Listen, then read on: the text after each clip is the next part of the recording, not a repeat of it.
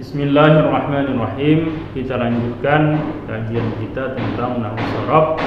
Terakhir kita yang lalu sudah sampai pada pembahasan mengenai fi'il. Jadi yang lalu fi'il itu ada fi'il madhi, ada mudhari, ada amar. Ini yang lalu. Semestinya kalau kita lihat dari gambarannya, kita pada saat ini mengkaji tentang tasrif fi'il madhi. Nah, fi'il yang lalu ada madhi, mudhari, amar. Cuma sebelum masuk ke fi'il, ada yang mesti dipahami terlebih dahulu agar nanti fi'il itu mudah dipahami. Ya, ini kajian tentang dhamir. Dhamir ini kata ganti. Jadi begitulah lebih kurang mengajarkan nahwu sharaf, sama seperti yang lalu di awal. Kalau kita mau bisa i'rab, mau bisa mengi'rab kata, kita mesti memahami terlebih dahulu. Paling tidak kajiannya di awal itu tentang isim, mesti dari dasar betul. Orang kalau dia tidak paham isim, ini i'rab tak bakalan bisa. Begitu juga untuk fi'il, kalau dia dhamir tidak tahu dia dhamir dalam bahasa Arab, maka untuk mengartikan fi'il dia bakalan kesulitan nanti. Karena di dalam fi'il itu ada dhamir. Maka sebelum masuk pembahasan fi'il, kita mesti pahami dulu dhamir-dhamir di dalam bahasa Arab. Dhamir ini artinya kata ganti. Jadi kajian kita pada saat ini adalah dhamir. Dhamir atau kata ganti ini dalam bahasa Arab banyak dhamir, sampai 14 dhamir. Sampai ada sebutan istilah laulat dhamair fahimat ta'ir. Kalau bukan karena dhamir, burung pun bisa berbahasa Arab. Ada sebutan istilah seperti itu. Jadi artinya saking banyaknya dhamir dalam bahasa Arab ini, begitulah disebutkan. Jadi kalau seandainya bukan karena dhamir, maka burung pun bisa berbahasa Arab. Makanya karena dhamir inilah makanya disebut bahasa Arab ini termasuk bahasa yang luar biasa, yang nomor satu, yang melebihi dari bahasa-bahasa yang lain. Jadi untuk saat ini kita fokus pembahasan tentang dhamir, dan harap mohon ini dipahami betul agar supaya nanti ketika masuk kajian fi'il ini kita paham betul apa arti dari perkata dalam fi'il tersebut. Baik, judulnya kita buat kajian dhamir. Dhamirnya adalah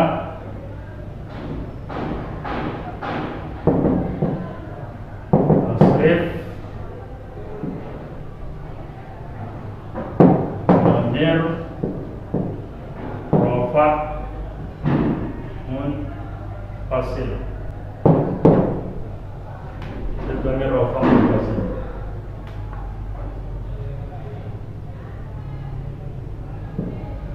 Bahkan ditulis saja.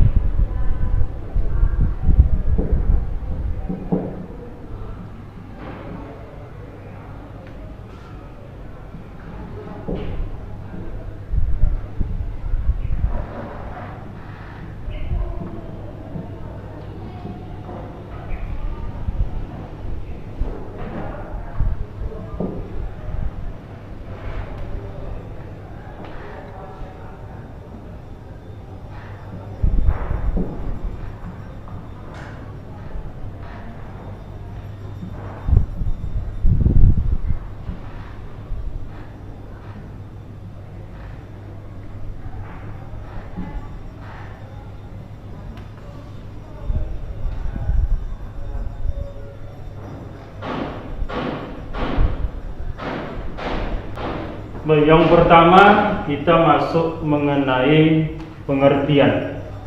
Jadi dhamir itu inilah dia semua dhamir. Ini disebut dengan dhamir rafa' munfasil. Ini tasrifnya ini. Jadi dhamir rafa' munfasil itu ada 14. Jadi dhamir dalam bahasa Arab ada 14. Bunyinya huwa, huma, hum, hiya, huma, hunna, anta, antuma, antum, anti, antuma, antunna, ana, nahnu. Nah, ini tasrif dhamirnya. Pertama kita masuk mengenai arti dari setiap kata dalam dhamir ini. Yang pertama huwa. Huwa ini arti dasarnya begitu. Artinya dia. Artinya huwa itu artinya dia. Cuma untuk lebih lengkapnya memang tidak mesti diartikan seperti itu, mesti lengkap tidak. Cuma kita pahamnya mesti lengkap, mesti tahu betul huwa itu apa sebetulnya, selengkap-lengkapnya artinya. Jadi kalau huwa ini arti dasarnya dia, cuma arti lengkapnya itu dia seorang laki-laki. Dia seorang laki-laki. Dari mana dilihat? Dia itu memang arti huwa. Huwa itu artinya dia.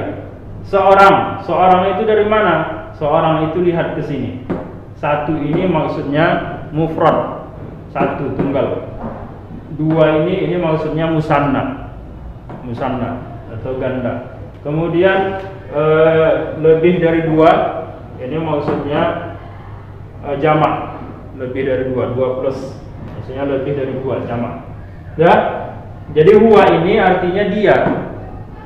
Lihat ke sini supaya mudah, di atasnya saya buat angka 1, berarti dia seorang. Kemudian lihat ke samping, ini untuk laki-laki. Ini untuk laki-laki, makanya ada tanda di samping ini, tandanya laki-laki. LK ini laki-laki, kemudian PR ini perempuan, dan seterusnya ke bawah. Jadi diartikan lengkap, huwa ini artinya dia. Cuma arti lengkapnya dia seorang laki-laki. Nah, itulah artinya. Baik. Jadi untuk huwa singkatnya dia artinya dia.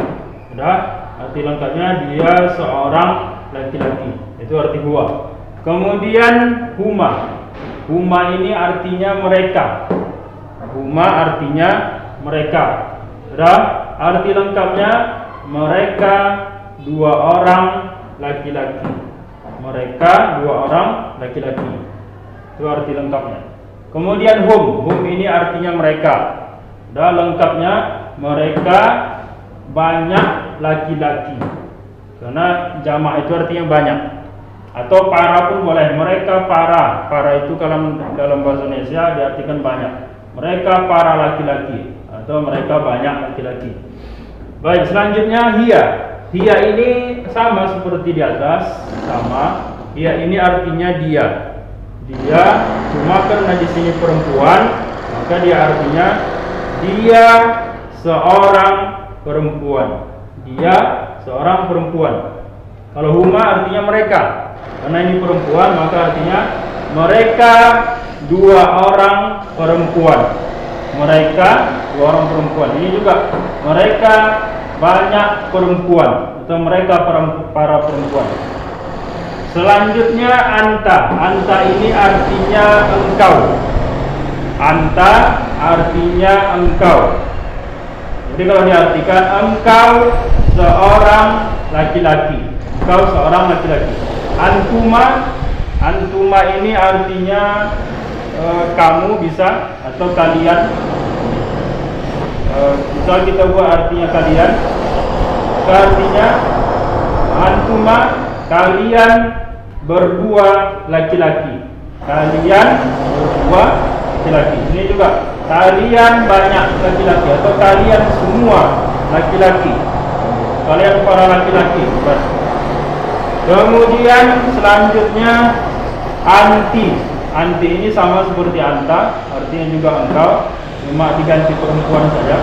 Engkau seorang perempuan.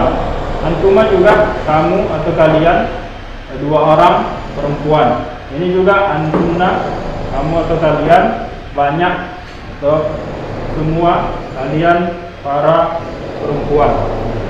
sama seperti yang di atas tadi artinya. Selanjutnya ana ini artinya saya atau aku. Jadi kalau diartikan saya atau aku, satu orang, laki-laki ataupun perempuan. Jadi untuk ana ini boleh dipakai laki-laki dan juga perempuan.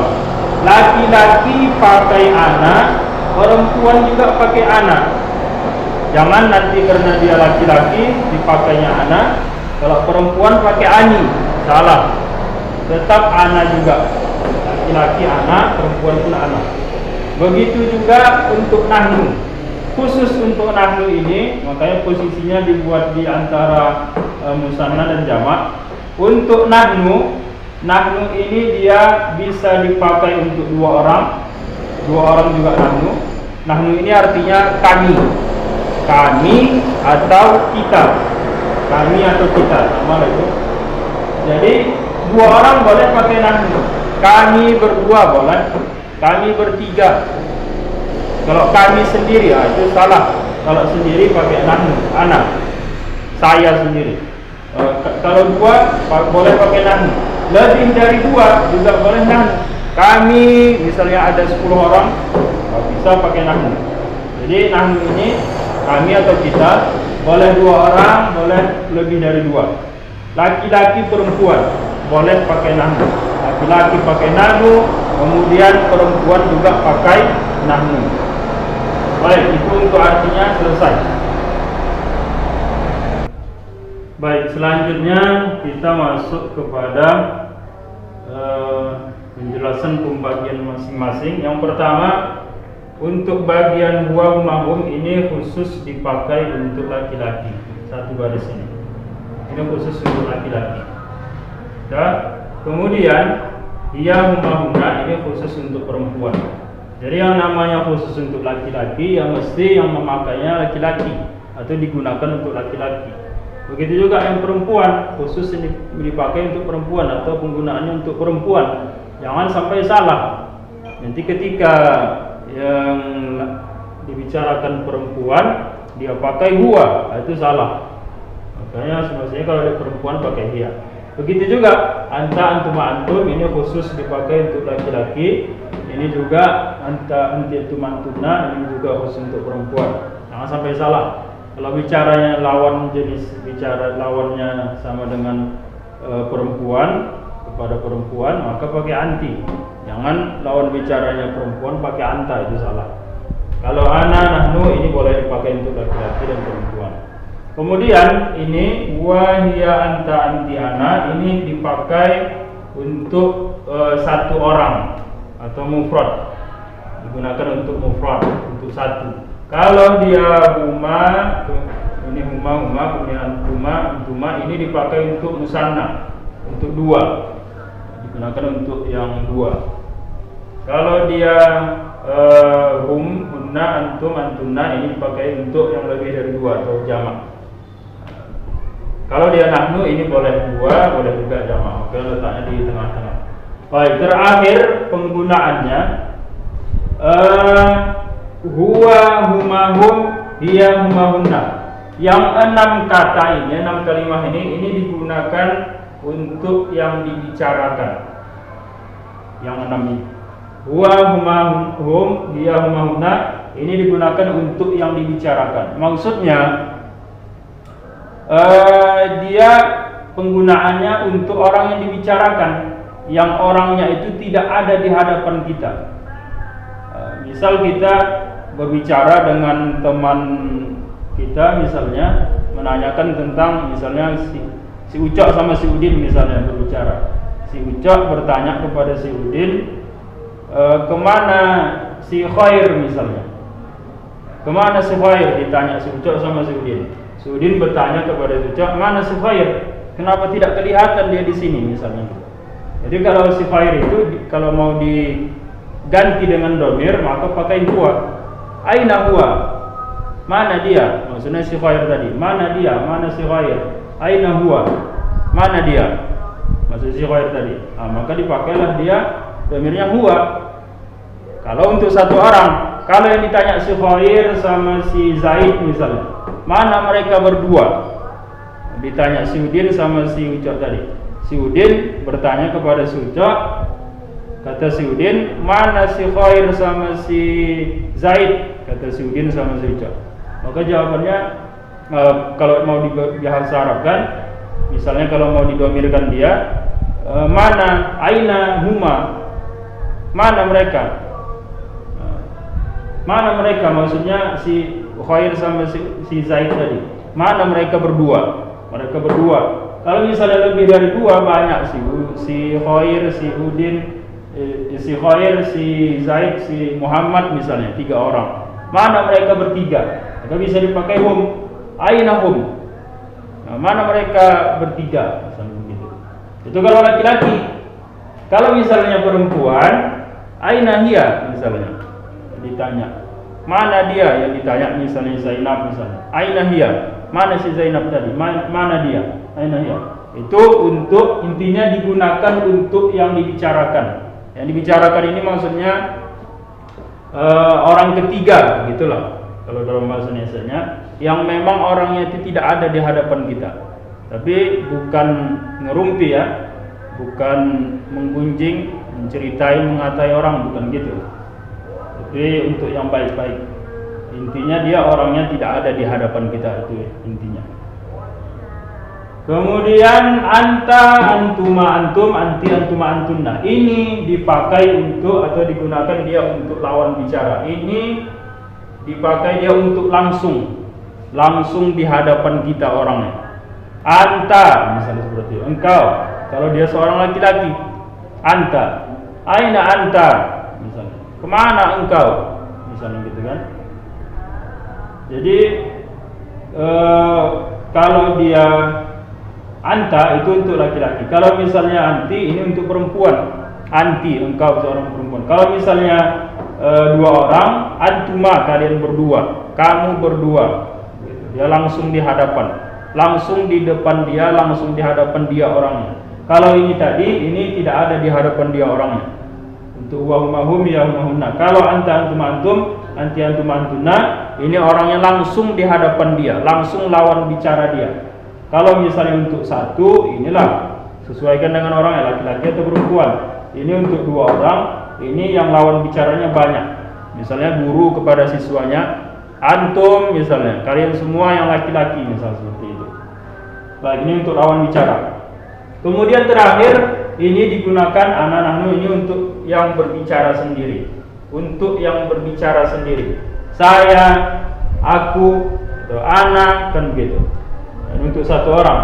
Kalau dia 2 orang, nahnu, kami berdua, atau kami berlima misalnya. Dia pakai nahnu. Ini untuk yang berbicara sendiri. Untuk yang berbicara sendiri. Gitu. Oke, mungkin ini penjelasan terakhir. Ini mesti dihafal, wajib dihafal. Kemudian hafalnya juga mesti dia tahu artinya satu-satu.